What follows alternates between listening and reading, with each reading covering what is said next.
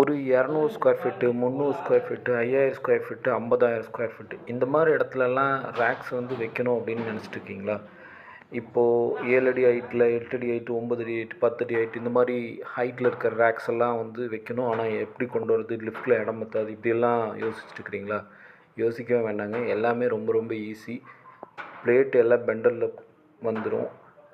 Leg எல்லாம் தனித்தனியாக கட்டி கொடுத்துருவோம். இந்த மாதிரி பிளேட்டை தனித்தனியாக பிரித்து அடுக்கி வச்சு, அதுக்கப்புறம் நம்ம ஸ்லாட்டட் ஆங்கிள் வந்து கொடுத்துருப்போம் கட்டாக.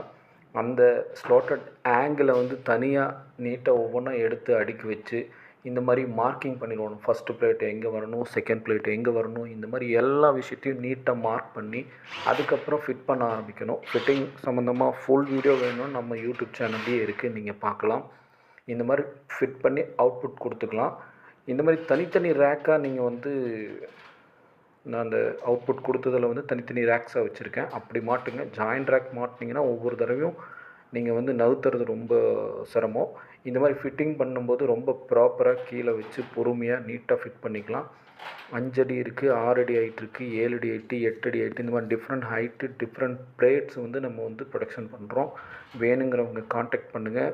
ஒரு பொருளை கீழே இருக்கிற பொருளை கிச்சு கிச்சுன்னு இருக்கிற பொருளை மேலே வைக்கிறதுக்கு ஒரு சூப்பரான சொல்யூஷன்.